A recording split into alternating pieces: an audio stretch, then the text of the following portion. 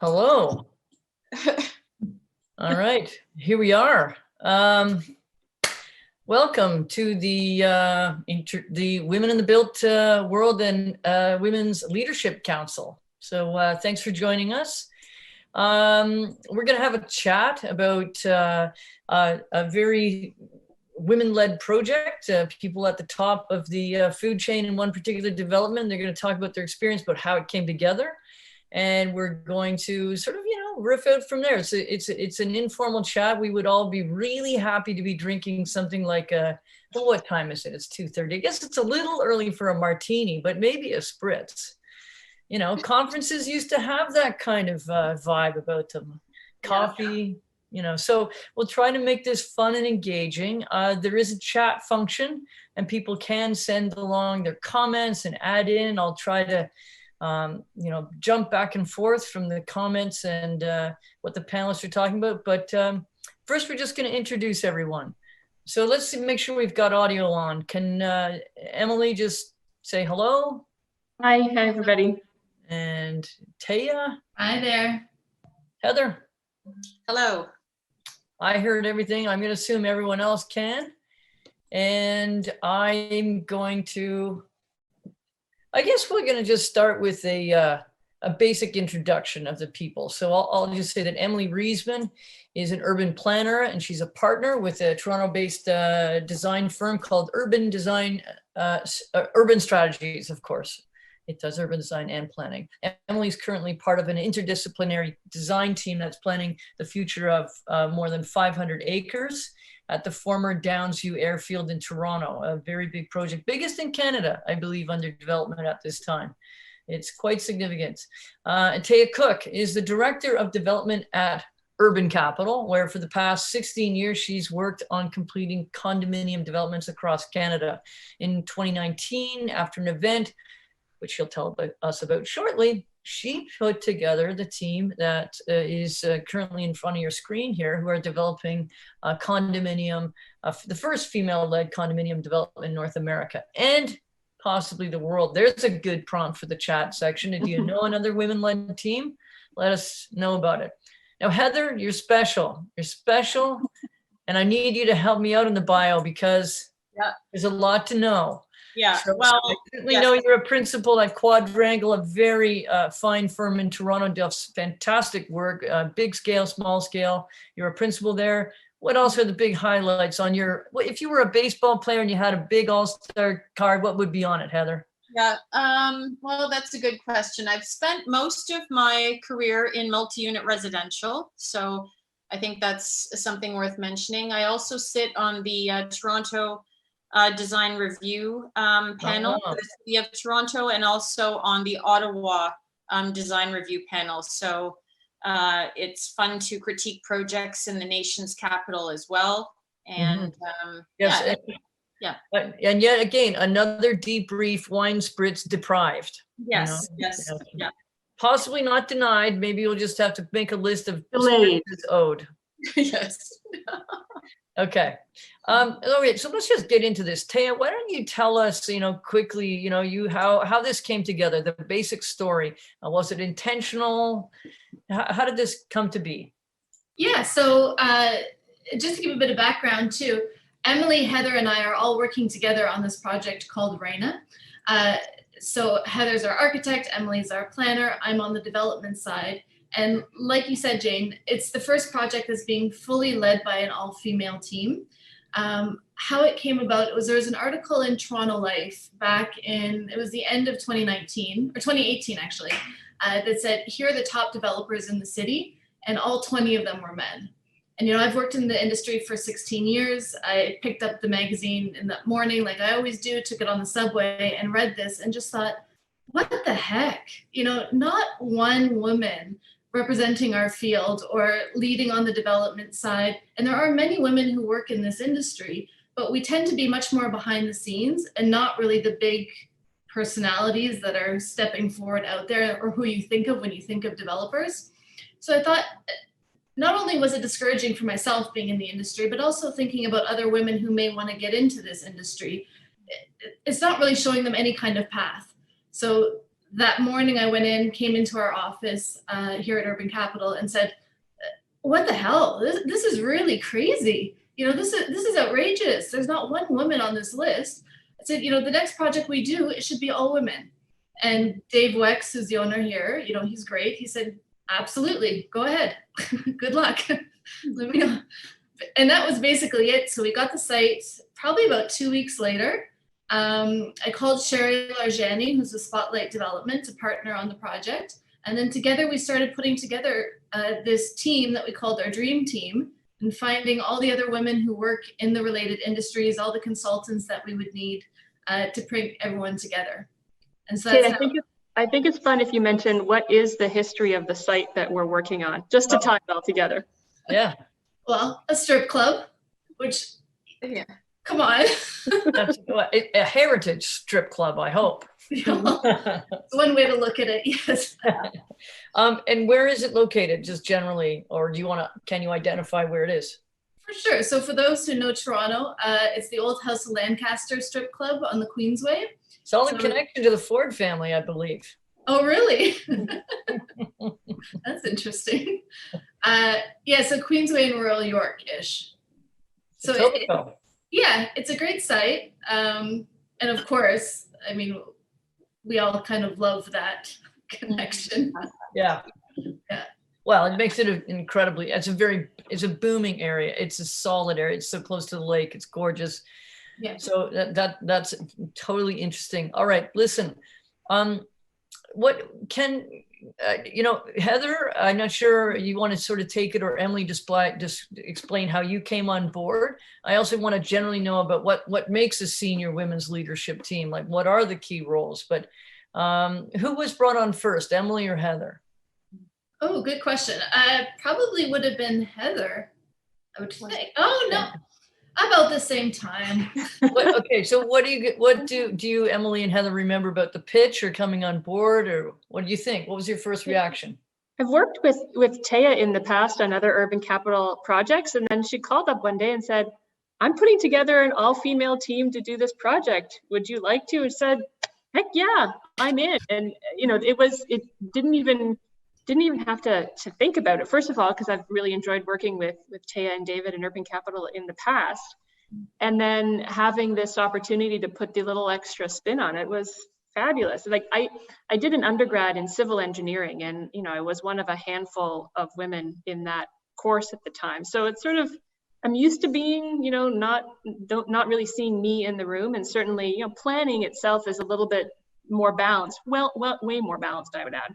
But when you're in the room with a variety of other consultants, engineers, developers, real estate, marketing people, the balance doesn't tend to be there on an average basis. So it was pretty exciting, especially when Taya said, this isn't just about, architecture and planning and the development. Like, this is down to every single technical discipline I can find. Do you know a woman who does elevators? Do you know someone who does, shoring? I thought that the depth of Taya's commitment to this team was pretty amazing. Cool. My experience was quite similar. Taya called and said, we're putting together this all women team, and it also piqued my curiosity for sure.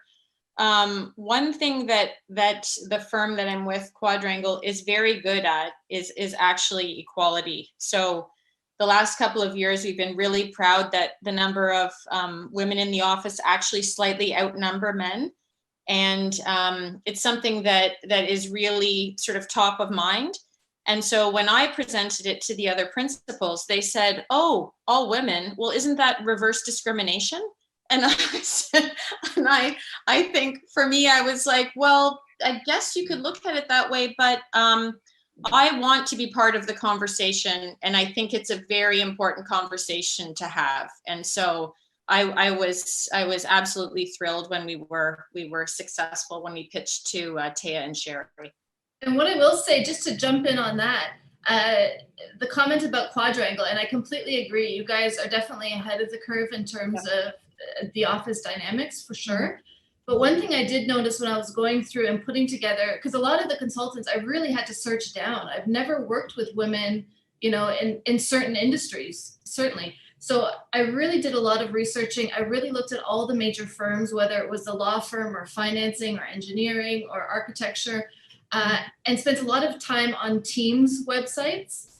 And I really noticed a pattern where even if it was 50-50 in terms of women there, I actually put together a whole chart. If anyone's interested, it's really not, I don't want to say bottom, but you know, when you look at the numbers, okay, yes, administration, you know, PR, accounting, you got your women there. And then as you keep on going up, it really, really thins out.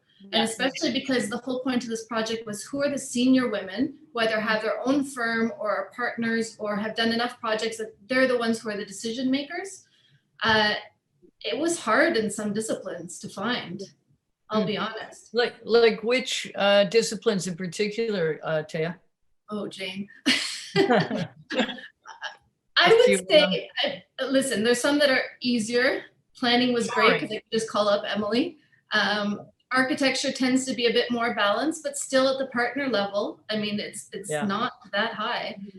Engineering, oh God, you know, structural engineering, mechanical, hydro-G, shoring, you know, there's all traffic consultant, construction management, you know, it really, really does thin out. And so I think the women who are working in those industries really are sort of carving a path forward. So having the opportunity to get all those types of women together on one team has just been very great. So you got the the hero team together. You sent the bat signal out. The team came together. What was different about it? Was there anything different about it? Like describe like even the first few meetings maybe, and what was distinct about an all-women team? Coming into a boardroom and seeing yourself around the table and not having to sort of justify your presence at that table. I mean, hands down, that's been one of the most remarkable things. And you just can, to borrow the phrase, to lean into that. And that dynamic of the women around the table takes on a different flavor than if it's more mixed this way or that way. And it was refreshing as a way of working together. Yeah. I would also say, and I think that everyone will agree, but we put ourselves under a good amount of pressure as well. Like we'd already started something that we knew was different, thanks to Taya and Sherry. And we really kept the pressure on the process being different all the way along. So I think Taya will speak about this, but we really cast a wider net, held different events, and I don't know how to say it better, but to just keep the good pressure on to make sure that we had, that we were doing things differently, that we weren't just paying lip service to this idea of all women. We are doing things differently, and the process felt that way, and we've proven it out. Yeah. Well, that kind of begs the question, what are you doing differently then, right? What is different? So what we did, like what Heather was saying, is I think we realized very early on in our meetings that they tended to be much more collaborative. At least I felt it from my side. We would speak to each other more about the details and sort of bigger picture, what do you want to see? What's been missing in development? This is an opportunity where we're doing something that's different with the team, but can we also look at the building and the built form, and can we do something different there? So instead of just doing the typical, units will be like this, and we'll have a party room and a gym, and you kind of have a formula for a condo that works. Instead of just applying that formula, can we do things any differently? So collaboration became a big thing for us. I think that we all felt we had our voice sort of in this environment. How could we outreach that and let other people feel like they have a voice too? So we started with a big event. It was 175 people at the Globe and Mail Center. And we had basically like a design jam. So it was an evening, it was organized. We had people in it was a whole bunch of groups of 10, I guess 17 and a half groups of 10. And we had everybody give us their feedback. So what do you love about condos? What do you hate about condos? What drives you crazy? What do you wish was done better? If you could design your dream building, what would that look like? Not only as you as an individual, but you with your table. Give us your wildest and craziest ideas. And we really, really took that and pulled the information of, okay, what are people asking for? What's at the core of their requests? And that was the start. And then we did a questionnaire that got hundreds of responses online. We did a design competition for university and college students. We did a design competition for kids under 10 when COVID hit to have them design. We met with the Girl Guides. So we really took, I would say, almost a full year of meeting with a whole bunch of different people who typically don't get their voices heard in the design of these buildings, and really listen to them before we design the building. So we're not coming after the fact of saying, hey, what do you think of what we did? We're saying, what do you want? And then taking it back to the group and trying to incorporate that in. And Emily, like, what did you hear when you heard that input? Like, what did you take out of all that input? What went in your design mind? I mean, Heather and I work at, I guess, at different scales. I think about, how does this fit into the scale of the city and the neighborhood? And then Heather can take into all the, the elements of the building itself. But I think we heard a lot about, particularly in that first session, the practicalities of that make for quality of life in a multi-unit building. And, that resonated with me because, well, with you, Jane, we worked on the city's growing up guidelines, talking about what are some ways you can work to make vertical living better for families with children. And a lot of those similar kinds of tactile, practical comments came through about how people want to be able to live in the space. And I think, Heather did some really amazing things when she started to actually put a building down on the site in order to make good on some of those things that might have otherwise been brushed aside as not great. And I think part of the reason for that is you had a different set of ears at the table hearing those things, and they resonate for us as women and mothers and caregivers and all of those other things that tend to come with that. It made sense. And if you're designing that directly for people who have told you they want it, then it should be a slam dunk. And what's actually great about that is I think we heard loud and clear that people really like to live in these sort of smaller boutique buildings, and they want to have these buildings make their lives easier. And so something very, very simple like having the gym within the building have some glass walls, and the children's messy room or like a playroom be right on the other side of that, so you can be spinning and watching your child at the same time. Like, are there those kinds of synergies that really you just have to make a few simple moves and it really changes the quality of someone's life by a lot. The conversations that came out were more suggestions along those lines, stroller storage on every floor we have. We're lucky enough to have the kind of bones of the planning solution already start to carve a big courtyard for the building to really look down on, get a lot of sunlight into. There already is inherent in that this feeling of community.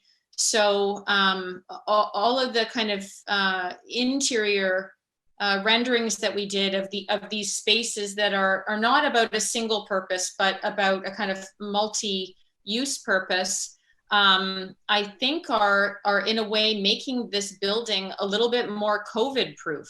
That's happenstance now because we had started all of that planning before COVID hit, but it really comes full circle for me because these discussions started with casting a wider net, and as Taya said, like, what's missing from condos, what could improve them, and the feeling of community is baked into this singular building as well. I have to say, it's also a beautiful thing that you've done, Heather, that has these amazing curves that you don't see every day. And not to suggest that men can't design with curves either, but it seems the design you come up with is apt and it's lovely. Well, that's, yeah. Go ahead, Jane. Yeah. We've got a couple of comments on the chat, which is really nice. People are really excited to see who's on the panel here. Someone's even familiar with your development, says that Reina is a very cool project and it's great to hear more about it. So keep the comments coming. I want to get a little bit more granular because Emily and I did work on these family-friendly condo guidelines a while back here in Toronto. And I remember one of the really tough things to get over for condo developers was the marketing pitch. And people felt that if there was children in the ads, I think it was overcome eventually, but that if there was children's in the advertising for the units, it could be a disincentive. It could be really problematic. Some people went as far to say it's a total deal breaker. So to show in your ad that there would be a child living in a condo development. Now, have we evolved? Have we come any further? How are you approaching that? Oh my God. I think it's ridiculous. Personally, I'd like to know who those people are. I can guess. But it was heard from a range of people, but it was a mind-blowing thing. Like, wow, really? You know what? I think that historically, if we look back at maybe the last 15, 20 years of condo marketing, it has been about sexy boutique buildings that look like hotels, that are very sterile. You look at the rendering for the party room and there's a girl in a ballroom dress sipping her champagne with a guy in a suit. Like, who are these people? Yeah, like, give me a break, and at some point that made sense. I think at some point when this was sort of your sexy downtown option for somebody who's 20 something until they're maybe, 30s and they get married and have children, it was this stereotypical snapshot of somebody's life. And after that, you're supposed to, I don't know, move out of the city and get a backyard because you have a child. Mm-hmm. This is crazy to me, especially as that's no longer a practical option for many people in the city, just financially. It's so expensive to buy a house here. And when you realize, what does this create in terms of a community and a feel? And, I think we have an example of that in Liberty Village, which is sort of exactly what that has been. And I don't know if that's what we need all of Toronto or every building to become. I think that being able to opt for options where you do get that sense of community, condominium living is fantastic. It's great with kids. It's great to have amenities and a sense of community and to have a courtyard and to be able to go. I mean, I live downtown. I take my kid, I don't go to my big backyard, but I go to the ROM every weekend and the AGO, and we go to our Sam James and he gets his free cookie. And there's so many things that are fabulous. That why would we remove people with families from condominiums? It's nuts to me. Mm-hmm. So I think, go ahead. I was gonna say, you actually did, Tay. I think when you were showing me some of the proof sets, I was like, hey, I think I see a chalk drawing on one of the terraces there. Right? Like a kid had, like as if a kid had just been there and drawn a hopscotch on the terrace. Like, it's fabulous. It's totally real life. It means people can see themselves there, and you actually are getting people to go, oh, this could be home. Mm-hmm. Mm-hmm. Well, was it a hard sell to investors? There's a question actually on the chat here that, were you dealing with gender bias when onboarding investors and partners in this project? Was it a hard sell? You know what? I'll be perfectly blunt. I think because I'm coming from Urban Capital, we have a very good history. It's a company that's owned by two men. But we have a very, very strong track record. We've done projects all across Canada. Because of that, it was not an issue. Had I been starting at day one by myself and somehow gotten the money together to do something like this, would that have been very different? I would think so. Mm-hmm. Yeah. And is that, I don't want to jump to conclusions and think that's gender-based or who knows, but it's the reality. Great. There's another question that's going back into the last little discussion area is like, how fast is this trend to family-friendly condos and a more female-forward approach to building and design? How fast is this moving? In one project to another, it's a super fast, like people, oh, I heard they had that kind of amenity, I want it now, or is this a real slow boil? Heather. Well, I was going to say, I think it is happening more quickly, and I think it's going to happen much more quickly in smaller mid-rise projects and the intensification that we're going to see on the avenues, because those projects are going to become very popular. There's, you know, the buyers in Toronto and investors, I imagine, are very educated. Now in a current COVID world and post-COVID world, the number of suites and the number of elevators in these buildings are going to be top of mind for people. And I also know another one of my clients who put 2 projects out to market during COVID. One of them doesn't have too many balconies at all. And he said he can't sell the units. Like, everyone wants a balcony and outdoor space. And I think pre-COVID, Toronto was trending more in the other direction. Right? And so now, you know, everyone's little bit of outdoor space is golden. And so, you know, luckily, again, on this project, we have amazing terraces. But I think these mid-rise projects with the kind of careful attention to community and, again, getting your little piece of outdoors are going to be under huge, you know, the educated buyers with families are going to be looking for this type of building for sure. Because more often than not, they're, you know, located on these main streets that are connected to the more traditional neighborhoods. So you're in walking distance of a park and of the shops and of the schools. You're already there. And it's just another option for being in these really desirable neighborhoods, which are otherwise impossible to become a part of. That is so interesting. Just like, because I remember doing the family-friendly guidelines and visiting families in condos to see how they had hacked their space. And it's true that most people were saying, you know, at first I thought I really wanted a balcony, but I realized now I would just happily have it as indoor space. Like, I don't use it. Of course, they don't want a toddler out there. They, the safety issues around having a kid around a balcony and stuff, but you can see it going really quickly, swinging the other direction. Very interesting. Yeah. And what I'm just speaking about the investor side, but what I found interesting, we've just launched for sales just a couple weeks ago. So we're still very fresh on the market. But the investors that we are having, so the people who are coming in with their agents, interestingly, in the past, the investors would always want, what's the smallest unit? You know, give me the smallest unit. I don't care about the floor plan. It's, you know, they expect to get the best bang for their buck that way. Almost all the investors in this project are going after the 2-bedroom units, which I find, because you can get a higher price per square foot, typically on the rental side of things. So 2-bedroom, 2-bathroom and bigger, the investors are really going for. So that's been an interesting shift. Very interesting. Yeah. Wow.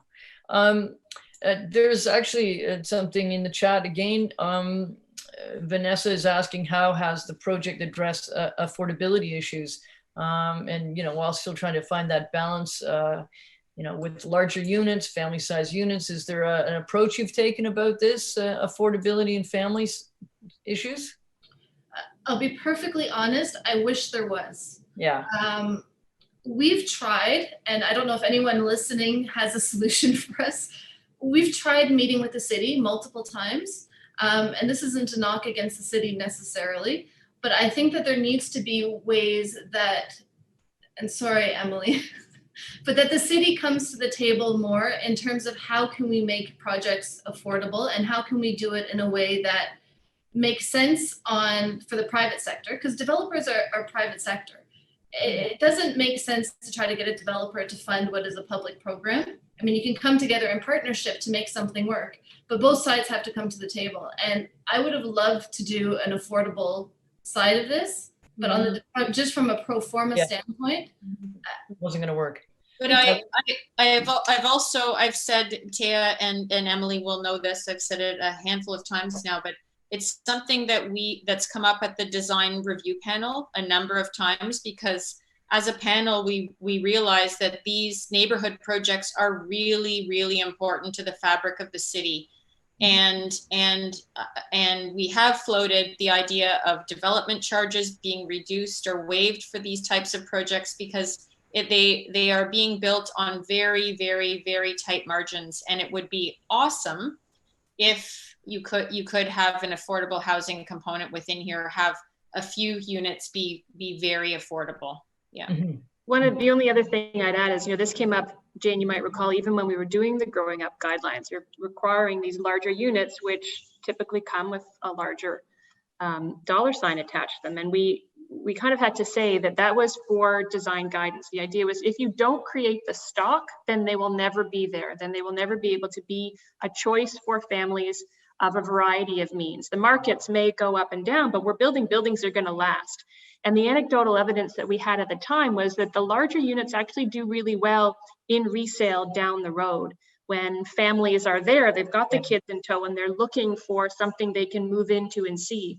It's a lot harder to buy new construction and plan ahead for the family or the income you might have in a couple of years. You're going to want that larger space, but you can do it if you can walk in and look around and say, that's the baby's room and that's where I'm going to go. So getting the stock in there in the first place then allows for market to play out. Emily, what about the issue that was raised as like those, was it called punch through walls? That the possibility, of course, that people would start in a building and not even know necessarily that they were going to have a family and then realize this is doable. Combinable. Yeah. So has the city sort of enabled that? Was there sort of a regulatory issue around that? It's in the guidelines. It's a design. And maybe so people understand. So you could buy an adjacent unit and punch through the wall to make it one large. Yeah, instead of having a solid concrete wall, the structural design allows for the units to be combined with reconfiguration over time. And, and some buildings are looking at opportunities to do that, and whether they try to, market them as sort of side-by-side pairs or just know that it's possible down the road. I think that there's lots of opportunities for that, building the flexibility into buildings to adapt to changing demographics over time, just as a general idea. Or even how many of us know now families that are moving back in together, or multi-generational living is going to be another big thing. And those new guidelines right there, Em. Let's get on that. That's so true. Wow. And one thing I think Heather designed and Quadrangle designed these really cool units on the ground floor at Reina with exactly this in mind. So what it is, it's like an in-law suite. So you have two separate entrances that go into the suite. One is the larger unit that is like a full condominium with bedroom, kitchen, larger living space. The other one is a smaller studio, and then there's a door that opens in between. Oh, so the idea is, it's exactly that. You have an aging parent, or maybe you have, a 20-something-year-old who just hasn't moved out yet. Independence, Or maybe it's a live-work situation. But we've accommodated that on the ground floor at this project, which I think is really cool. Yeah. So I want to dream even bigger and more forward on this. There's a little pet project that a bunch of us gals have. We call it the Feminarium, and we want to have a threeplex, a fourplex that is sort of a shared. It's a building. It's a fourplex probably, right? Could I suggest that this be the next project for Reina, that the actual Feminarium could be the next version of that? A lot of people are talking about this living apart but collaboratively. Is this going to trend some? I mean, pro forma is always going to be the issue, right, Taya? I mean, how do you build something like a fourplex and make money, as one has to do? Do you have hopes for the model of a 4-story or a triplex or a fourplex coming to Toronto? Or, I mean, other markets too? We could do a 400-plex for you if you like. I have 100 friends. Yeah. It's interesting because the City of Toronto is currently looking at how do you allow for more gentle density in the established neighborhoods. There's vast swaths of our city that are only zoned for 1 or 2-story buildings. And meanwhile, there's great examples of, very grand older homes that have been carved up into 4 stories, or a very, a lovely scaled 4-story walk-up apartment building. Taya, I've talked about, some of those nice buildings in the annex in the past. And how can you enable more of those to happen over time? So first of all, there's the regulatory environment that has to allow for it. And then eventually maybe the land market catches up to making it feasible, and we can see more of that. We have two questions actually from Monica. Like I said, I'll read them both. You can take a crack at which one you like. or both, of course. Why did it take so long for a project like this to happen? What changed in 2019, 2020 to get this off the ground? So that's a great question. Why don't we start with that one? Because she also wants to talk about profitability in women-led companies. Because to her knowledge, numerous studies have shown in Fortune 500 companies that if they're led by women, they see higher returns. So as an economic model, can we look forward to a repeat project with this dream team? Ooh. Or perhaps just spawning other projects? But some great questions there. So anyone want to dive in on any of that? I saw your hand up, Emily. Oh, no, that was a high five for getting the dream team back together. I think it's a Tia question. I'll high five on that too. What changed that made this possible? I don't know that anything changed, to be honest. I think that truthfully, this came out without any planning. It really was a knee-jerk reaction to that article. And it was an opportunity that really I had because of working for such great guys like Dave and Mark. Just to be totally honest, had I not had that platform and not been trusted to go ahead, I don't think that it would be something that I would undertake. So I think the timing of it, obviously there's things that are happening in our environment all around us. Of course, Me Too has made a lot of women just feel like, okay, enough is enough. Let's talk about it. It's given a push, I think, to a lot of us to just go forward with whatever ideas we might happen to have. So for this particular project, I would say it's probably not much greater than that. But I think that the response to it has been what has been really interesting to me. I mean, we've had media attention all around the world. We've had women reaching out, thousands and thousands of women reaching out saying, oh my gosh, yes. This so resonates with me and my career and the frustrations I've had. And, I think a lot of us just take for granted, yes, of course, we're the only women in the boardroom. That's just how it's always been, and we're accustomed to it. And then you start hearing from all the other women who are alone in the boardroom. And it's so refreshing and exciting. And it doesn't have to be that way. It's an opportunity for us all to come together and work together. And that's been, on my end, the best part of it. I remember one of the meetings where this sort of came out, where again, to kind of underscore what Tia is saying, the response was way more than I was prepared for. That's for sure. And my inbox at the office started to be flooded with, hey, how can I get involved in this? I'm a female tile setter, or I'm anything. And so I remember we had a meeting at Urban Capital, and it was just like the floodgates were open. And Tia said, make sure you send all these contacts to us so we can get like a fulsome document going, so that we're sure to kind of gather all of these people that are interested, because it was amazing what came out of the woodwork. It was very good. Yeah. Cool. Yeah, I think a great takeaway is that we've all, okay, I'm not going to speak for the others, but I've certainly had my position as a person and as a professional validated by bringing my ideas to the table and having them heard, feeling heard by the people around the table. And that has been, so refreshing, not having to fight for it. I just say something and it resonates with the other people around the table, because we speak the same language. We've walked in each other's shoes. And I think having had that experience of validation, one of the takeaways for me is, how can I support others finding that experience of validation, whether it's other women or other groups who don't normally get to be at the table or in their room? How can they have an experience like the one that I've had? So it's been fabulous to be able to put the spotlight on women for this one. Who else can we collectively lift up and shine the light on going forward? Yeah, and I mean, speaking as someone who's queer, I don't find myself in a lot of like queer-only professional context, but I did have the occasion to work on a fascinating national project that is for an LGBTQ monument that we put up in Ottawa. So it was very much a primarily queer space, and it was mind-blowing. I'd never thought about that.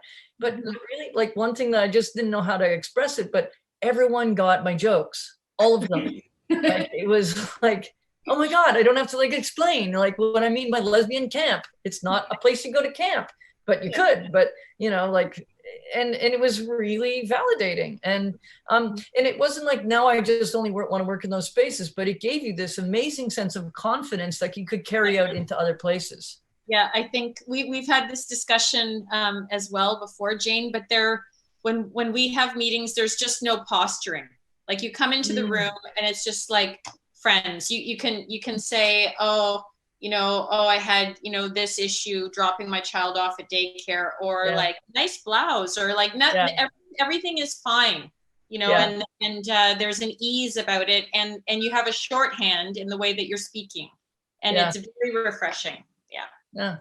I would like to give a shout out to our colleagues at the City of Toronto who rose to the occasion and also provided us with predominantly female team to work with there in planning and urban design and transportation, and I think even in the engineering section. So they kind of they shuffled some stuff around in order to do that. So I think they rose to the occasion. Really cool. Yeah, that was really good. Yeah. It must have been so hard to find engagement specialists who are female. It's not a ghetto in any way. Those empaths, of course, that being my kind of area, of course. But I do love that work. Is there anything to the second follow-up question here from Monica, which was about profitability? And I don't know, it'd be a tough one to prove maybe here. Maybe it's early days, but I know she's saying that companies led by women seem to see higher returns. Is there any argument for this model on that side? I mean, I can't speak to the entire model, but what I can speak to is I think that as women, we have a lot of pressure on us and a lot of eyes on us and a lot of expectations that if we are at a certain level, we're expected to be that much better. So at least I feel that. I know that I feel very, very more cautious on this project than any of the projects I've ever worked on in terms of, okay, what's our budget? Are we saving every dollar we can? Are we going to get this project done on time? Is it going to be as best as we can possibly do it? Because there is that, I think you feel the surrounding pressure of, okay, it's all women, so it better be perfect, or else we're going to face, judgment for our entire sex. If anything goes wrong in this project, it's going to be, haha, it's because it's all women. Look at how they screwed up. Yeah, I actually had a man, I think I told you this, Taya, came up to me, he's like, I see all this press you're getting, Heather, on this project, and you better not screw up. That's what I was like, yeah, it's exactly what you're feeling. Yeah. And of course, it's kind of right. Terrible, but it's true, right? It's what you're saying, that you would have felt that pressure. Yeah. Yeah, you do. Well, that's a great argument right there to have a lot of these, more just more women. Forces women to have even more pressure-filled lives and to under promise and over deliver. Fantastic. Yeah. Can I just ask a question though of Taya, based on, prompted by Monica's question, because there was so much more interest and energy, I think, and acceptance and applause for this team and this project.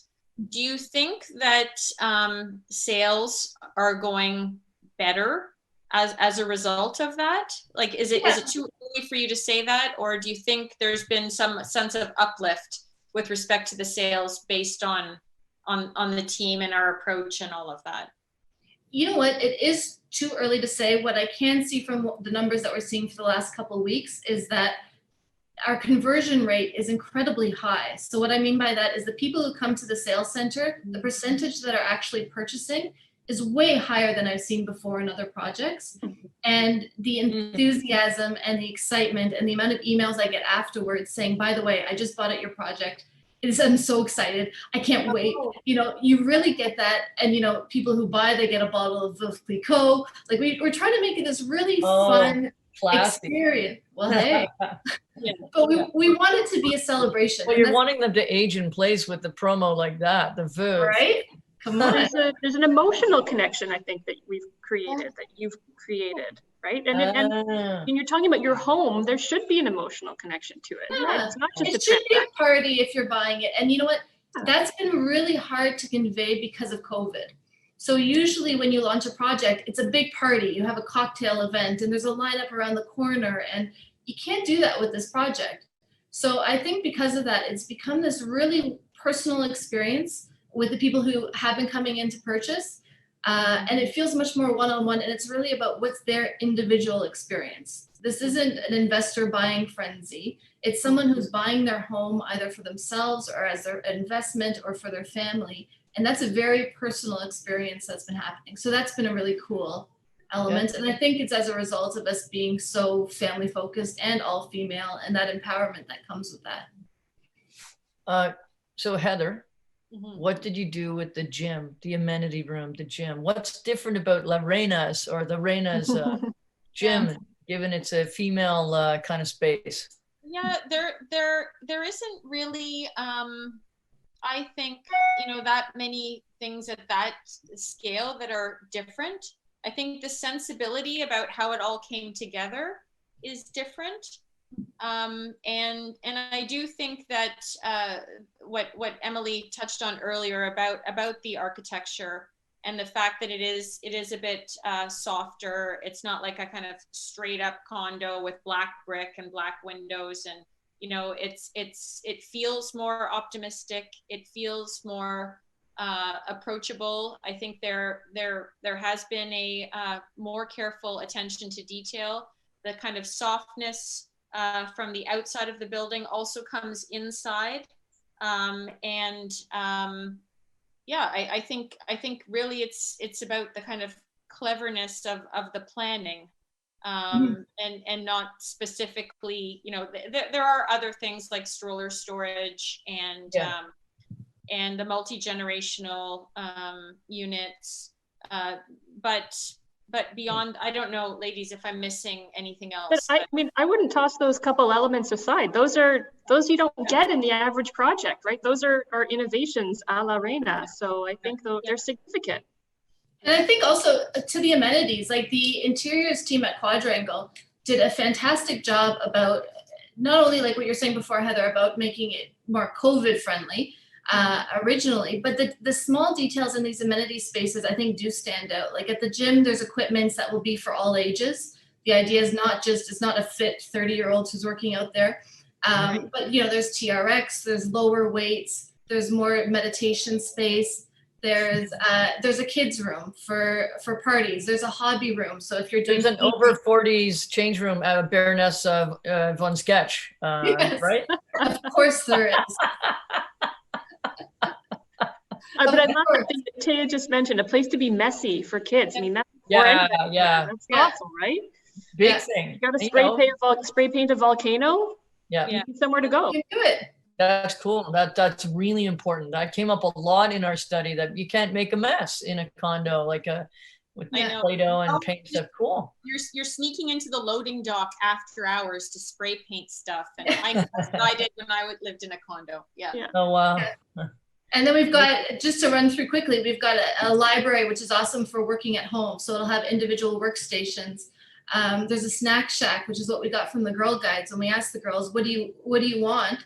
They all said food. We just want food. So we've got this, and it happened to be a time, actually, I'd just come back from Japan when we did this Girl Guides event, and I saw all the cool Japanese style vending machines. Yeah. So we've got ones that are for food, ones that are for drinks, ones that are for like toilet paper and Advil. When you just need something at midnight, you can go downstairs. There's a product library where you can borrow things. So, you need a ladder, you need a mixer, you need a cot for a grandkid who's coming over. I could travel on and on, but I think we've really tried to cover who are the people living in this building, whether they're 6 months old or they're 95 years old. And what would they want in this amenity space? And so we've given everyone sort of their little pockets, and then also space to come together. Amazing. There's no other questions in the chat. We've had a great conversation. I don't know if you have any other things you want to add as your last, maybe advice to anyone who would be listening to, if to swing for the fence and do this sort of thing. There seems to be a lot of intrigue in the chat. Your last words, and then we'll be leaving the meeting. Emily. I think, this is a a prop tech conference. And so here we are talking about not tech, we're talking about, you know, physical design. But maybe the key takeaway is that designing with empathy for your end user and putting yourself in their shoes is a great start, but also making sure that the folks doing the design have a wide variety of voices so that you're going to get something that is meaningful for your end user at the end, right? So this is an example of how design came together to produce a building and how these voices help to shape that. These voices could just as easily have helped to shape an app or a website or any other you know, widget, but making sure that there's a diverse set of voices on the design team can produce pretty spectacular results. Cool.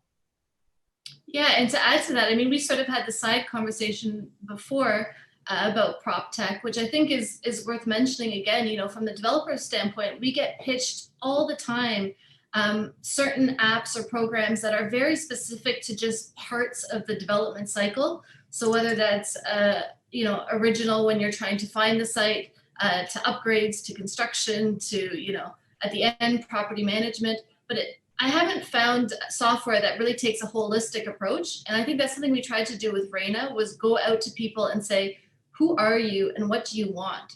And I think a lot of the disconnect that I'm feeling in prop tech is that it doesn't seem like they're coming to the developers first. They're saying, oh, I bet you have this problem and let me spend a lot of time trying to solve it for you. And then they go out and try to pitch it to you and sell it to you. And you think, it's really not that much of a problem to me. You know, I have an Excel spreadsheet, or I have an alternative that works perfectly fine. You know, if you ask the questions first before you spend all that time trying to invent something that might not be a problem to begin with. Right. Yeah. Get too many gadgets, too much tech. Yeah. Too many toys. Get down to the basics. You need a place to get messy. That's not the loading dock. There you go. Okay, Heather, last word to you, which is great because you have a long view on some of this stuff. What you've persisted, you're a principal, you're a very successful architect in what was obviously a very male-dominated profession. Yeah, I mean, I suffer from imposter syndrome, probably like everyone else. No other women do. Nobody here. Just you, Heather, just you. Just me. But this project has helped me with that. I think I'll have imposter syndrome my whole life. I probably will, but yeah. I think this project has been you know, really good for combating that. And I think what Emily said about, you know, everyone has a voice. I was in another webinar actually earlier today, and the woman presenting said that culture is the average of all of us. And I think just to have that as a message, that no matter what your ideas are, small or large, you think they're insignificant. Like, you know, I was just glossing over a few things a moment ago that I was taking for granted because they are different. And I have to keep, you know, reminding myself of that and pushing the imposter syndrome, you know, tendencies to the back of my brain. So I think that's what we all need to do.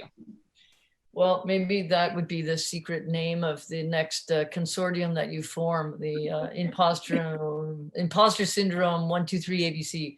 Yeah, that would be great. We would all know immediately what it meant. Yeah. All right. Thank you very much. And Thanks, thank you for your chats. And it was good to be part of this conference, and enjoy the rest of the day. And I'm really sorry we don't get the martini, which is actually even one of the emojis in the chat thing. There was a martini glass, so people can relate. We need people, and hopefully next time this gathers up, we'll be able to convene like that. Yeah. Thank you, everybody.